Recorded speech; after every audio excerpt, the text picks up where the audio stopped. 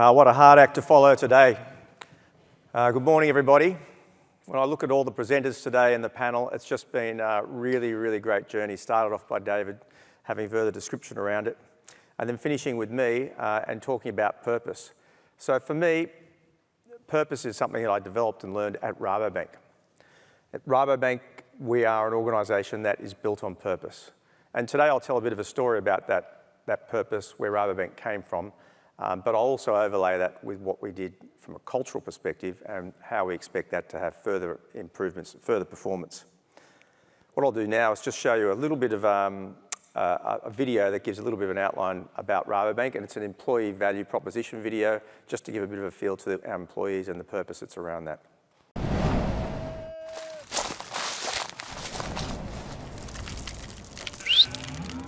Growing a better world takes courage. It takes foresight and vision. It's about dreaming big, then being brave enough to follow that dream through.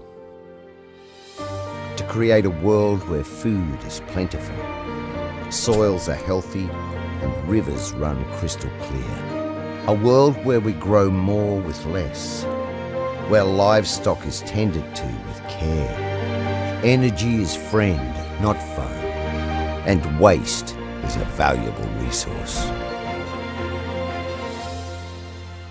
This is the world you're already shaping through imagination, innovation, and determination.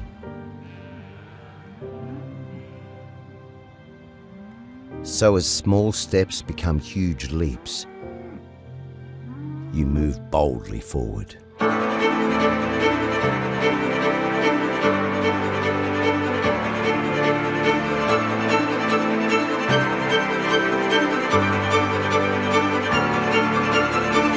And Rabobank is there beside you to help grow a better world together.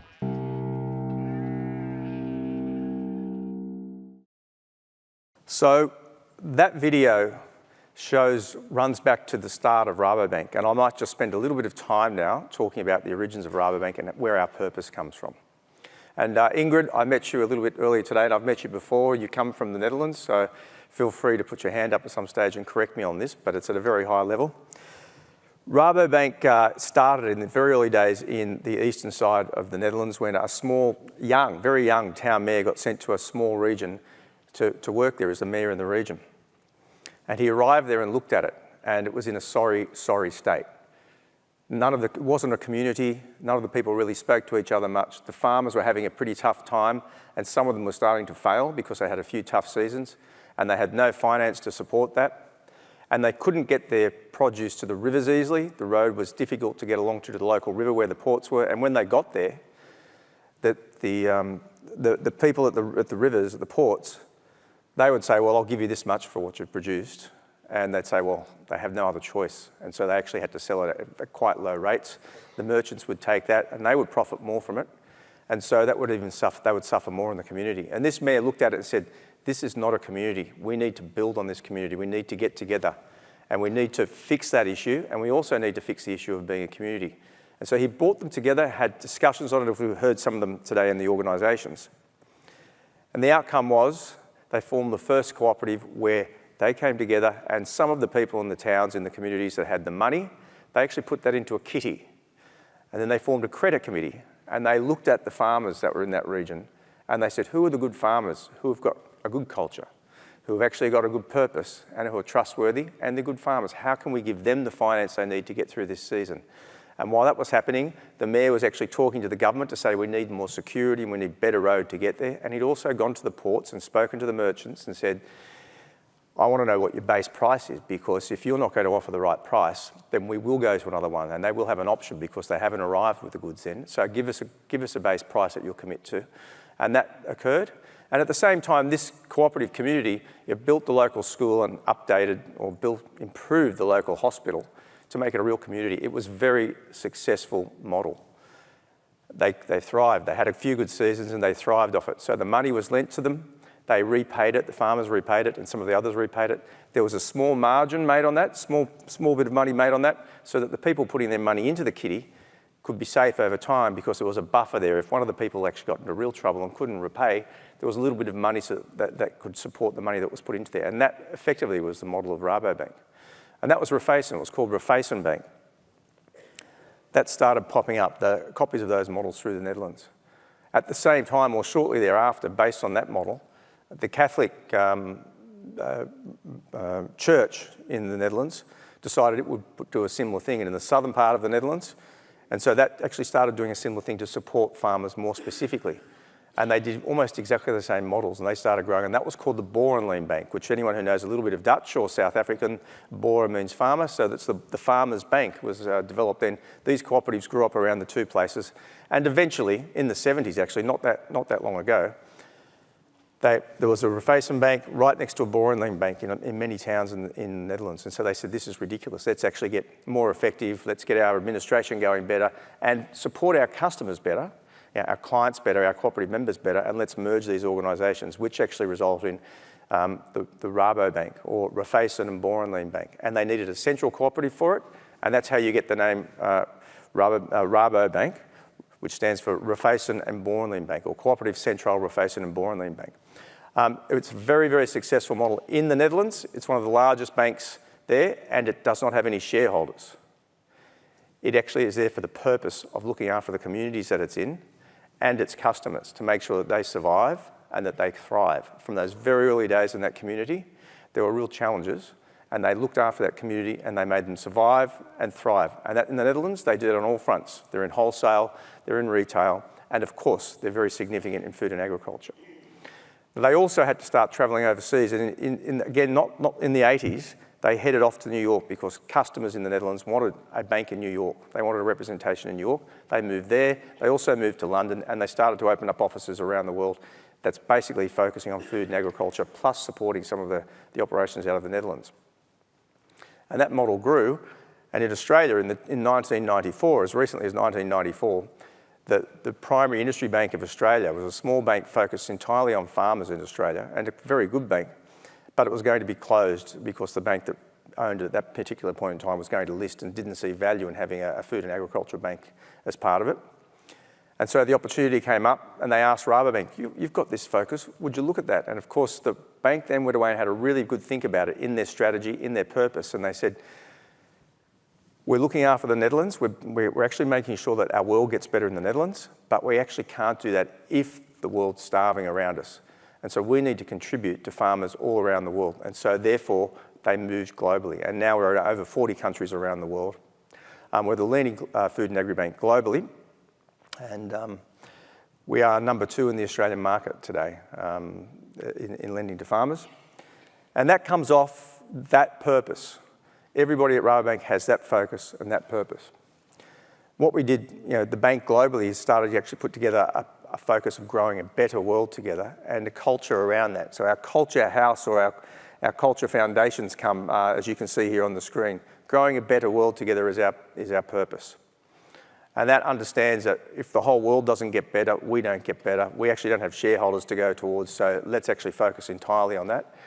And growing a better world together, the together means that we don't do it by ourselves as an organisation, but we need all the other organisations to do the same thing, and we need to influence that. We need our customers to survive and thrive, the communities they're in to survive and thrive, and we need our people in the organisation to survive and thrive, to actually do well and feel good about this, and they in fact are.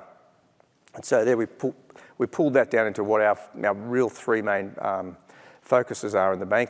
That's unambiguous ownership and accountability. And accountability we heard mentioned a few times, but it's really clarity. So it's actually, that's what we're talking about. Real clarity. So clear roles and responsibilities, what your role and responsibility is. And it's funny in our bank because people don't stick to their own role and responsibility. They tend to lean out to help others. Reflection, feedback, and follow-up. So being okay to make a mistake. Being okay to try something and actually learn from that. Get better off it. So that's the other one. And then finally, really prioritising and focusing on what we need to do, because everyone has limited time, limited resources, and to get the best results you can, that's what you need to do. And we drop that down. The foundations underneath it, I think, is probably the one that shows that. So that's the we're and the behaviours. We're client-oriented, we go the extra mile for our clients, purposeful and courageous, So we dare to make a difference for the world. That's giving license to everybody to actually stand up there and say what they think, but also to say things that might not be seen as pleasant in the world. And to say things like, you need to stop cutting trees down, or you need to actually stop polluting so much in the carbon world. So they're things that you need to be able to say and do. And when we started doing this, that was actually really, really difficult to say. These days, everyone's saying it, so it's a lot easier these days. Professional and considerate means do things well, perform well. I'm doing the right thing exceptionally well, and then bring out the best in each other and keep learning. So that is, as I say, that collegial perspective where you lean out towards each other, you give feedback, but you help people as well, the helping hands to give there. So that is the overall cultural foundations of the bank. So what are we bringing there? We brought a few pillars in there that we focused on. So for us, 4 key areas that we focused on from the 2020 culture survey. And I must say that culture survey, as I said, we had a reasonable culture, which you'll see. We felt we did, but we didn't know for sure. So we said, actually, let's go and do something, and let's get human synergistics in to have a look at what we do and help us on that journey to get better at our culture. And I'll show you the results of that in a little while. But from that, there were 4 key things that we thought we should really focus on. So the first one was trust and psychological safety. Although it is collegial, very collegial, it felt good, there were times that people didn't feel safe in speaking up. They kind of felt it would be okay to speak up as long as it was the right thing to speak up by, or the right thing to say. And that's actually not speaking up, as we all would know it in this room. So importantly there, how do we actually build that trust and psychological safety? And if you get that right, that's the foundation. That's the foundation for everything that follows on from that. So then that enables better constructive challenge. Open to being challenged and challenging others, and having courageous conversations for the purpose of finding out how does this work, and is there a better outcome, and can we have a better outcome? And also, is it safe, and can we do anything to improve the safety of that, the security of that? And then giving and receiving feedback, being open to giving and receiving feedback is really important as a way to grow. So when people understand the difference, someone said today, looking in a mirror is something people do far less than looking out a window. Looking in a mirror, you do it every morning when you brush your teeth, you comb your hair, whatever. And why do you look in the mirror? You just want to get a reflection. You just want to have a look at yourself and say, oh, look at that, I've got a big smudge on my face, or my hair's not parted right, or I've missed something there. And does it hurt you when you say that, when you see the smudge or anything like that? No, it does. You know who you are, you know what you look like, and then you can make the choice. I'll actually remove that smudge and have a day without a smudge on my face and have a better day, or I'll think about getting my hair cut today. Or you can say, I'll live with that and move on. So that reflection that someone gives you, the feedback they give to you and you give to others, is a real gift. And when people start to realise it's not an offence, but it's a gift, that's when it really starts to make that change in an organisation. People are thankful for it.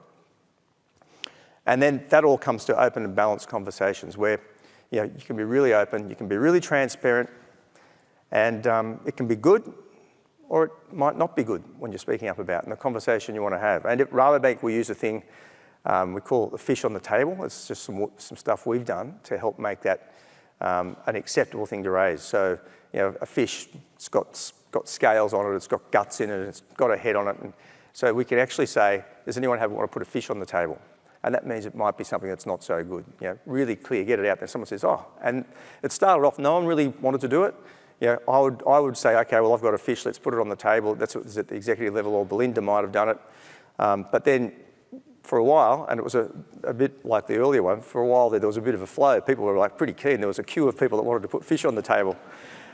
But you'd be there, everyone would talk about it on the table, you'd basically clean the fish, you'd tidy it up, and by the time you were finished, it was something that actually looked like you wanted to eat it. It was very clean, the smell and the guts were gone, and you could actually deal with it. Or you might say, this is an ugly fish, we will put this in the bin.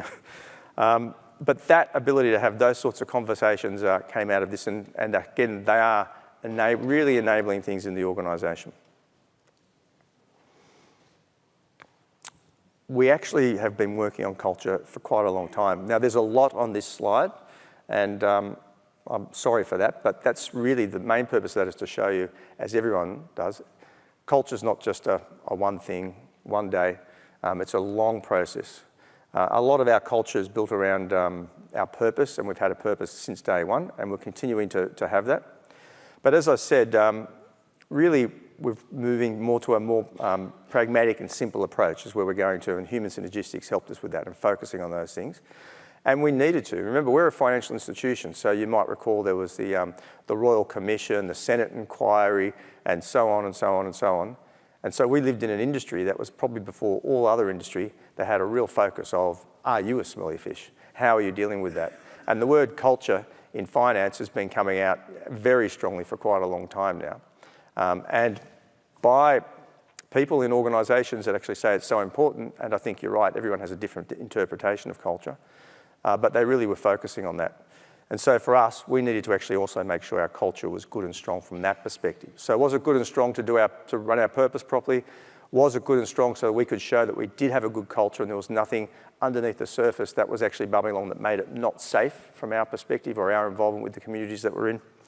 And also, the ability to really, as I say, really grow and get that resilience in our business and get that ability to adapt to new things and not be stationary, but actually be more progressive in the way we do things and step out there, and people can feel that commitment and empowerment to do that.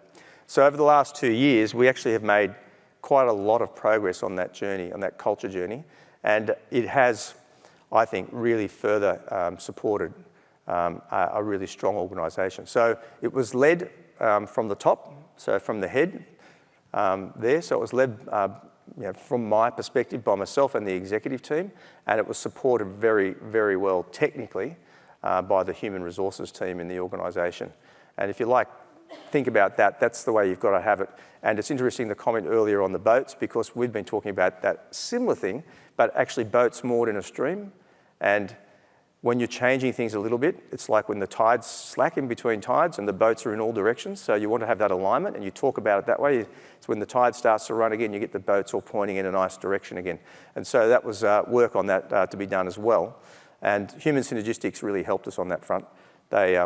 They gave us that piece, as I said in a bank update, when someone said, oh, we've got human synergistics coming in.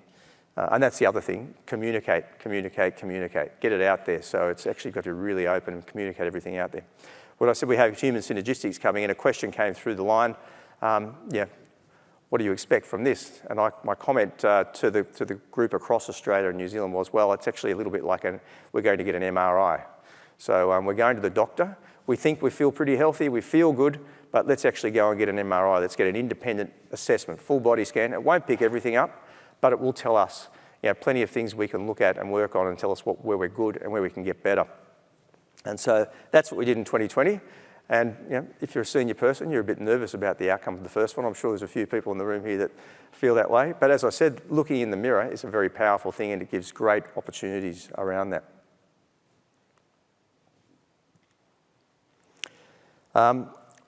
One of the things we did as part of it is we've actually put together the culture coaches. So that's a program that we pulled together, and I think I heard a little bit more in the senior leadership team, similar sort of thing. Obviously you have to keep your senior leadership team in line, but out of the organisation, not from me, the idea of, and I think it was HR actually, the idea of having culture coaches, so real experts, real champions on the culture, on the values and the behaviours, on the purpose of the organisation, understanding the strategy. Bring them out, and the executive team, each one of the executive members appointed 1 or 2 people from their divisions, depending on what size they were and where they were, to be a culture coach. So they were through the organisation at various levels, and I asked for this slide to be up here because these are real people, and we're talking about real people, and they actually deserve to be seen up there and recognised, because you actually have to recognise success. And our culture coach program for me, and Todd, you said secret sauce on another thing earlier, but it's our secret sauce in our culture change, really was. So we had the recipe, the purpose, undeniable purpose right from the start, entire focus on our customers. We actually don't have to perform other than to make sure that we're resilient for the future. And we have the right culture. The secret sauce is actually bringing in the culture coaches and through the organisation to actually deliver on that. So not line management, this is not line management, but they're people, and they were chosen, they were high performers, they had the right cultural perspectives, the right purpose, they understood the purpose. And also, really, really importantly, they were the influencers in the organisation. So if you all know the spiderweb piece, so they are the ones that actually have really strong influence through the organisation. And so it's something that you would actually expect, that they all are entirely motivated people just because they've ticked those boxes straight away. And so they're a great group of people, and we got them on board, and we supported them really with better insights, much closer advice on what we were doing with the survey, the debriefing directly to them on them. They partnered quite closely with the executive team. They have one-on-one sessions with the directors of the organisation. So at the directors level as well, it's driven by the directors, by myself, by the executive team. They have one-on-one sessions with the directors as a team. And that doesn't involve any of the senior management in those sessions. It's actually just entirely between the directors and them. And they work really, really well. And it's fantastic for the directors, because the directors can say, and they do actually, I'm contributing to culture, and we're lucky. We've got great directors who are very driven by culture and are quite strong in it. So they actually do drive the culture. But they can say that and feel that. And secondly, they can get that feed from this network, this spiderweb network of people in the organisation. They can feel comfortable about what they're hearing, because our culture coaches don't really cover anything in sugar. They're actually pretty direct with it, and it's great to see. So it gives them comfort. It also gives them good steerage and supports any programs we've got coming up through line management to the board. And there's that whole continuous improvement process that sits around this. So we teach them about continuous improvement, and also have done sessions with them on storytelling. So really, we've invested to build the capabilities of them.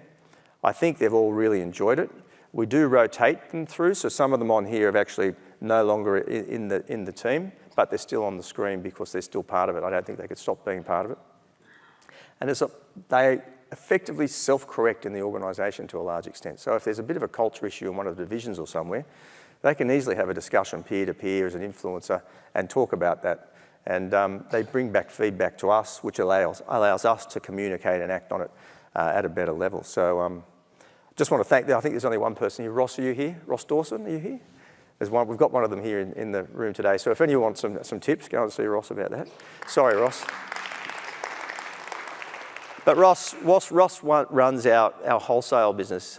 He's the head of our wholesale business for the southern part of Australia and New Zealand, responsible for quite a lot there. And yet he has time to do this as well, which is a natural part of what he does. So it's a real example there. So what do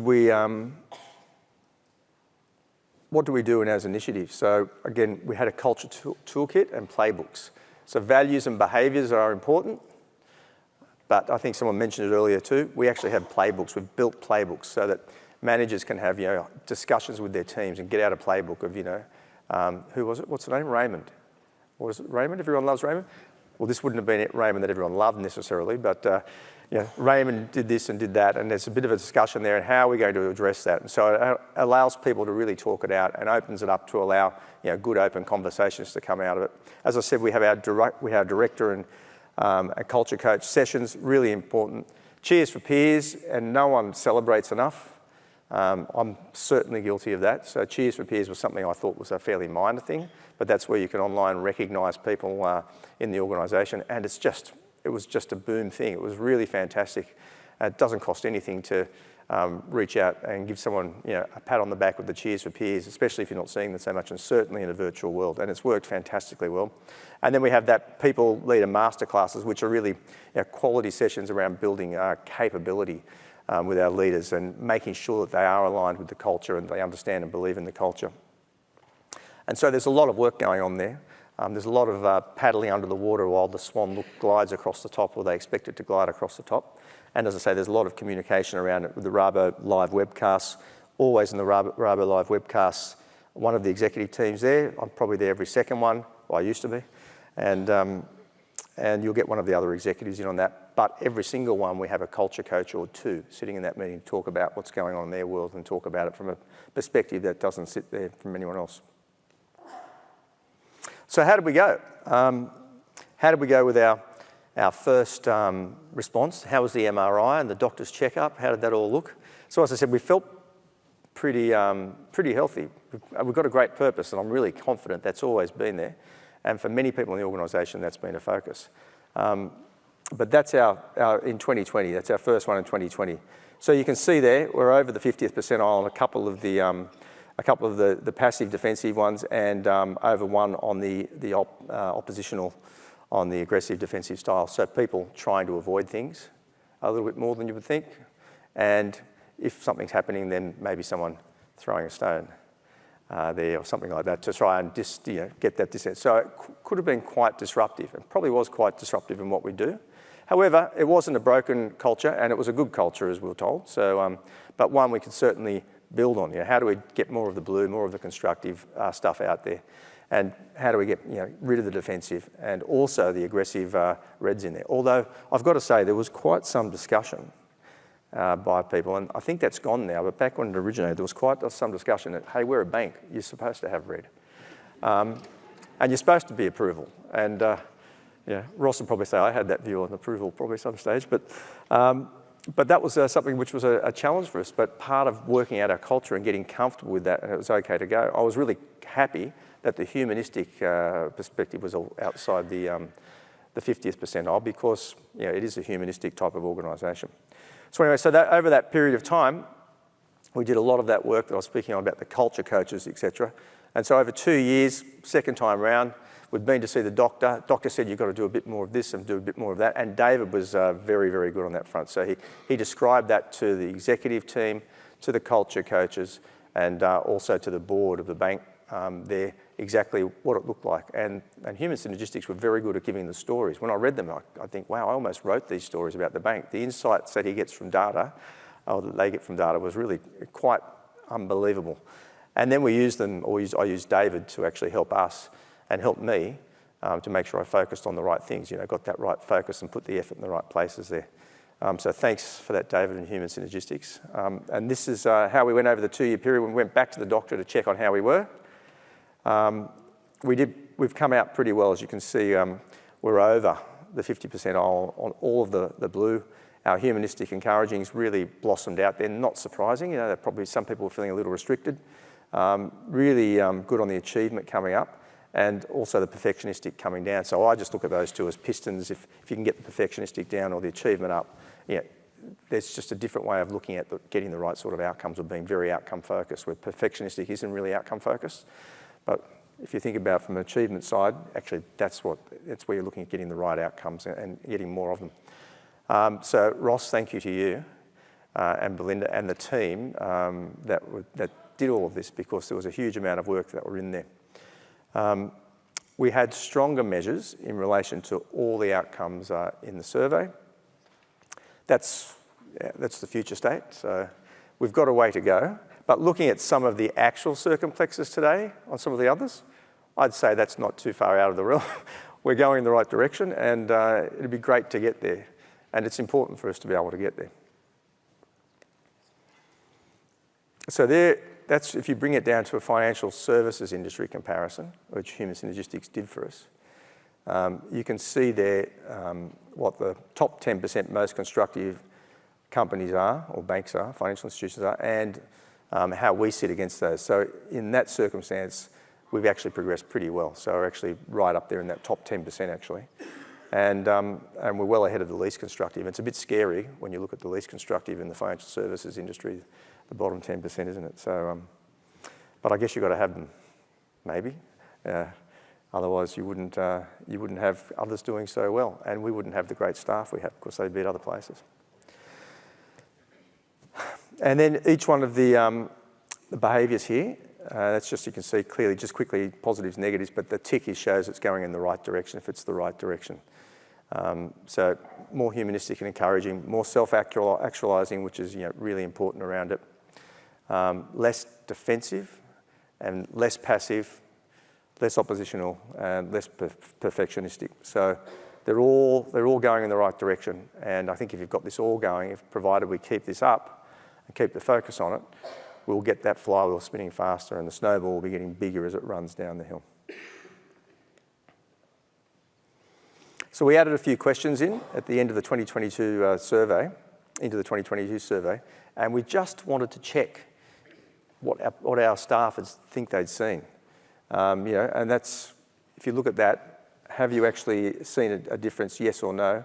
Have you observed action being taken? Well, I think the small percentage there in the orange they must have been on holidays for the whole 2 years or something like that. But seriously, it's a very small percentage, and I can't see how they didn't. I had one person once tell me they didn't know what the strategy was like, and I said, but I was here 3 months ago, and I remember you sitting in that exact same chair as I told you the strategy, and you argued with me about some things. But anyway, we actually have small numbers there. Most of them have seen it. Of course they have. Have we made progress, really importantly, in the psychological trust and safety? And a really strong showing there on that, which we were very, very pleased with. Very pleased with that. Have we made progress in giving and receiving feedback? So everyone feels more comfortable with doing that and feels that the organisation has. Have we made progress in constructive challenge? Yes, definitely. Are we having open, balanced conversations? Yeah, another strong one. And really importantly, as I said, for a financial institution, for us, where the focus is and what we wanted to do is make sure that people understood the things that were important as well. We asked that question, are you aware of the code of conduct, our compass, our values and behaviours, the expected behaviours we have in Rabobank? And that was an outstanding result we got for that. So everyone, and that was the opportunity for them to say, actually, no, I'm not. And I can't believe that is a really, really high number. I didn't expect to get that number there. So we're very, very happy with the progress we've had here. And I do feel that it's a step forward, a significant step forward, and we do see it. I feel things, from my perspective, we are getting to faster decisions, and we're having better business development discussions, and we're focusing on some of the things that are so important. And up to this point, I haven't mentioned too much, but the challenges that come in around sustainability and getting the world to net zero by 2050 in food and agriculture is certainly one of the largest that you'll get anywhere, largest challenges you'll get anywhere. And for us as a bank, growing a better world together means feeding 10 billion people by 2050 with less land and less resources to do that. And it's a very, very big challenge. It basically means we've got to at least double food production or productivity in that period of time. It's offset largely to some extent by wastage, which if we can get on top of wastage, which I'm sure we will, it's probably about 30% of food is wasted. In the developed world, it's wasted in the retail side, at the customers, the consumers and the restaurants, etc. And in the developing world, it's at the other side. So the focus there is part of that. So for us, it's really important we have the culture to do that and we can contribute to that. And those other challenges, other than just being in a competitive market, how do we do it? How do we bring, as Rafayson would have done, how do we bring our community with us? How do we actually get those outcomes? How do we meet those challenges? At that time when he arrived there, they seemed insurmountable. But how do we do that here now? And it's something which I'll leave to Ross and Belinda to take forward for me, but I'm happy to help any time I can. And there's a lot of work going on with that. So there's just some of the people we have at the bank. So that collegial outlook. People like working at Rabobank, and they always talk about the culture, and people are right, because when you say, what's the culture for you, then if you love the culture, they say, oh, it feels like a family, and that's about as far as they can get. But I think we've taken it much further than that now, and I'm really, really happy with that we have taken it much further.